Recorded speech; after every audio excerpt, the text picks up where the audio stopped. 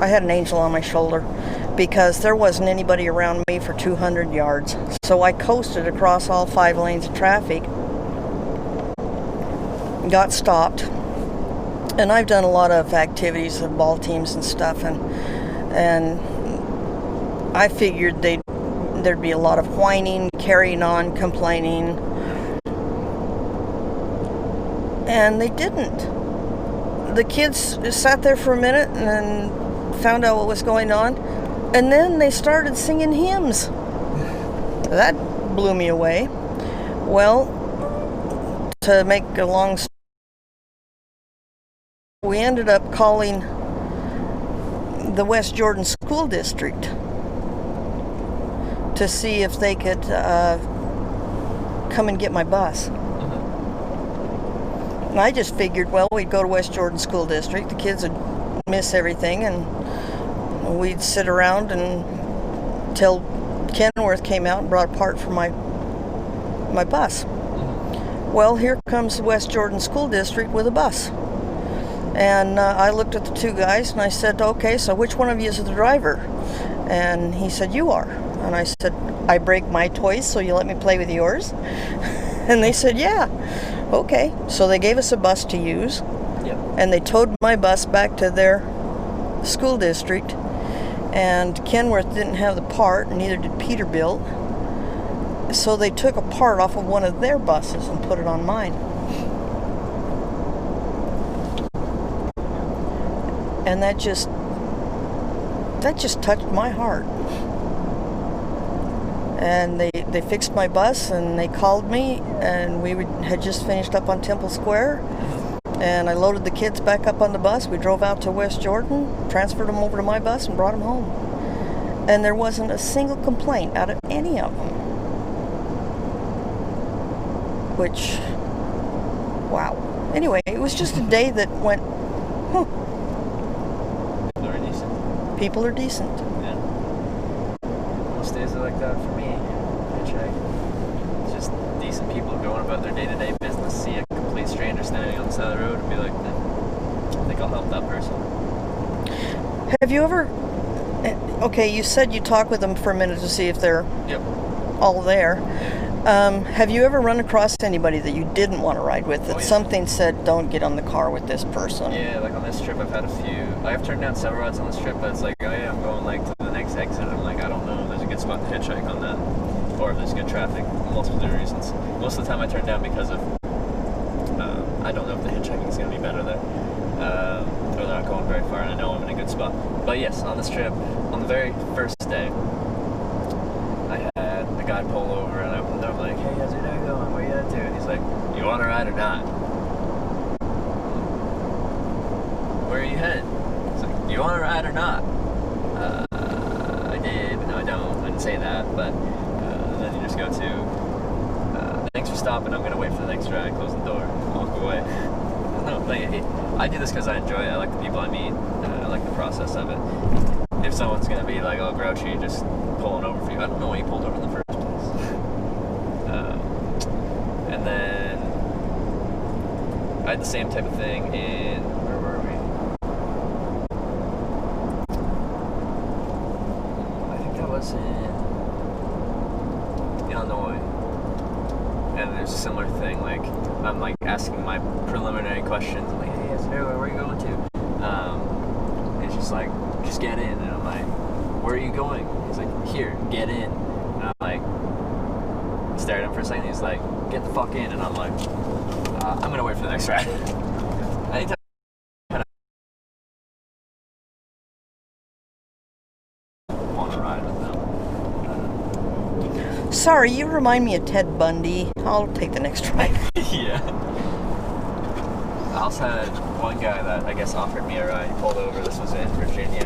He pulled over, and I went up and like, hey, how's your day going?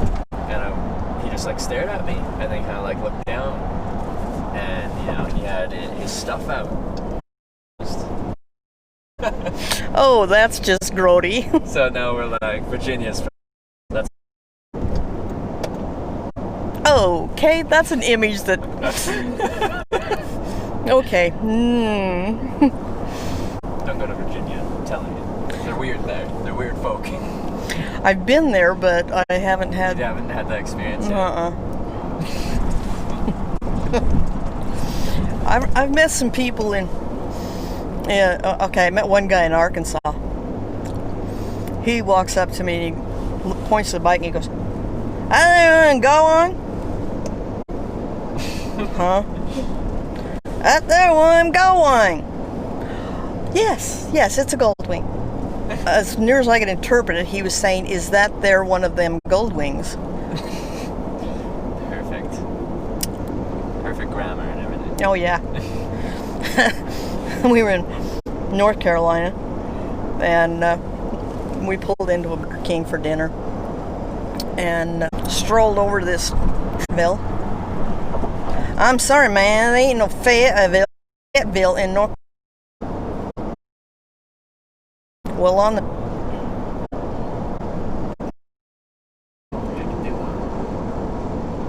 Not very good with accents. which is another thing that I found. We've been to Florida and New Orleans and those states 5 times. Don't ask me why we keep going back there instead of New England. I don't know. Anyway, just circumstances.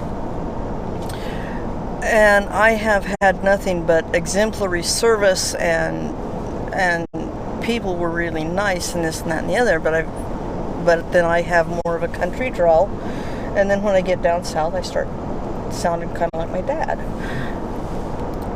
One year we went with some friends of ours, and she's from Southern California. Yeah. And I have never had such crappy service in the South as the time we went with Glenn and Carol. The minute she opened her mouth and talked to the waitress,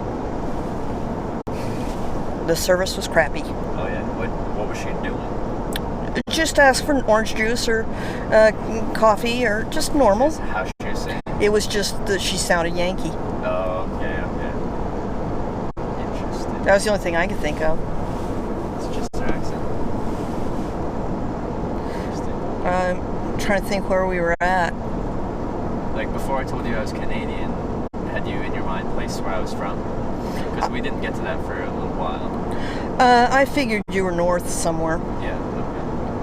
but not Canadian. No. I'm sorry. It's the truth. A lot of... Okay. I've... By many things though, so I don't know if I'm the best judge of whether you should call it Canadian Canuck or not. Because I just really don't care. I don't see there's any point getting all riled up about a word. I've had them introduce themselves. We're Canucks. Yeah. And yeah, I've run into an awful lot of them that do say the A. Yeah, I throw out the occasional A at the end of the sentence. It's like a reconfirmation. It's like a statement, but you're also asking for a... Yeah. It's kind of a weird thing. And to me, it's not a big deal.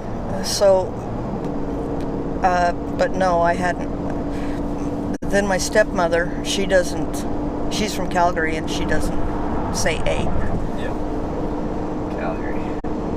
It's a good city. It is. I will agree. So how many states have you been to now? Do you keep count? Yes. Yeah, what do you got? Let me think.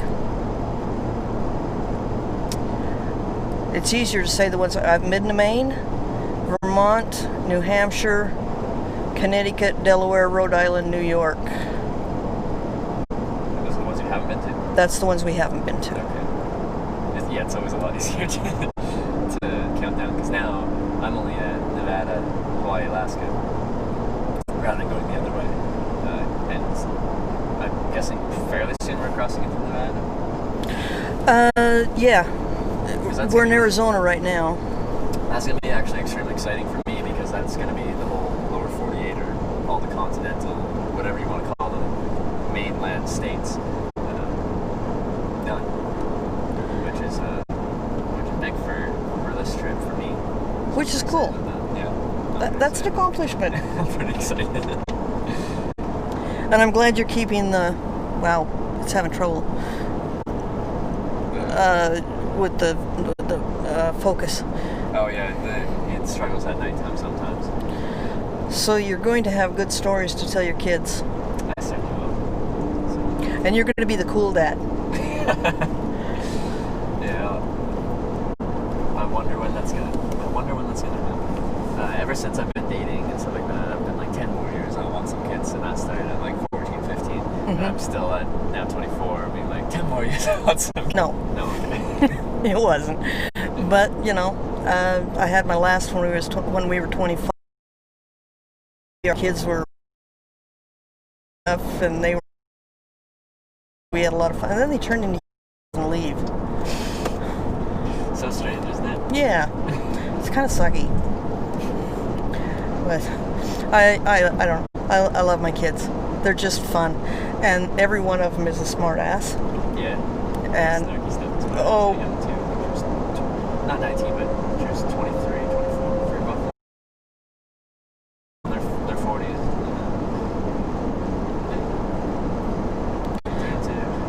That would. My plans were that when the kids didn't go with us on the bikes, we'd take grandkids. And no, that's not going to happen. They don't want you to take grandkids? Or the grandkids don't want to go? I'm just not capable Oh, you're not capable anymore. of it. Wish I were, but it's not happening. Yeah. I can see that being... At some point I'm going to retire from hitchhiking, and for a long time, I've always wanted to ride bikes. And, and before we picked up the horses, and we did a lot of trail riding and backcountry pack trips. We took the kids into Yellowstone in the backcountry and just around. One of the coolest things that ever happened to me on a horse trip. We were up in Swan Valley, and we'd ridden up to the top of Elk Mountain. We were hunting, and I needed to commune with nature. So I tied my horse up, and Carrie says, well, I'm going to walk around for a little bit, kind of glass things out. We just tied the horses up, and I found a suitably appropriate log to roost on. Yeah. And I was sitting there communing, and I saw this aspen tree right there that had some carving in it. And I sat there and I studied it out. And I finally figured out it said LJH 38, which just was really cool to me because my grandfather's name was Lauren John Hatfield. Oh. And he worked for the Forest Service in 1938. Huh. And it was just so cool to see his initials in that tree from that long ago. That's crazy. It was just cool. Of course, I didn't have a camera. What are the chances? Yeah.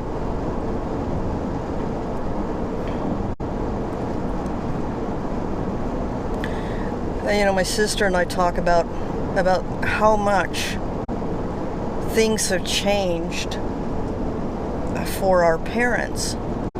It's like when my dad was 14, I think he said they'd driven over to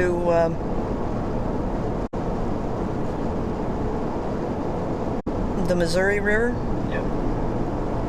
to go fishing, and he said he started feeling real bad.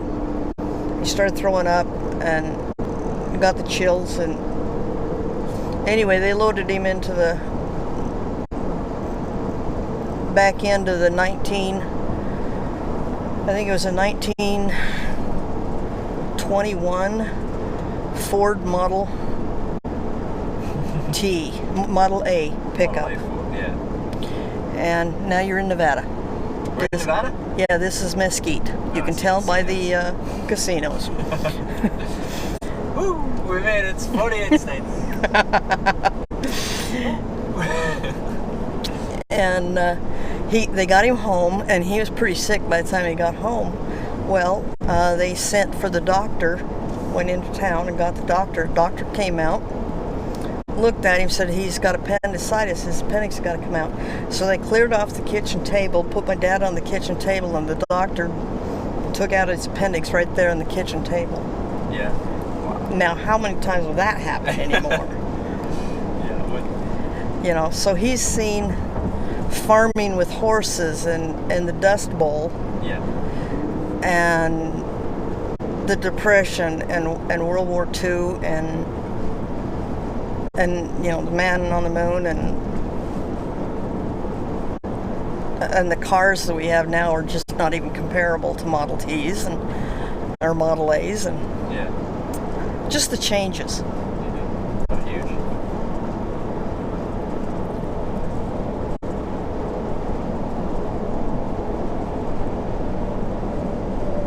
Well, this would have been, if you'd have told me I'd been doing this when I was a teenager, I'd have laughed at you and said, yeah, right.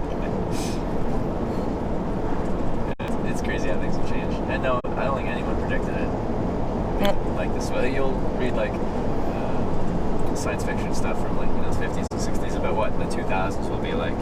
Oh, they get so wrong. Sometimes they get the occasional thing. Yeah. But the biggest thing is like cell phones and the internet and stuff like that. Uh-huh. They don't get that. They don't guess that.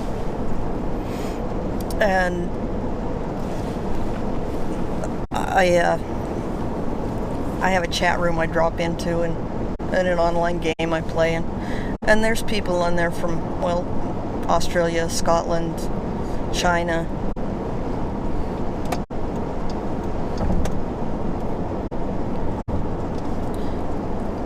And you know, if you'd have told me when I was a teenager that I'd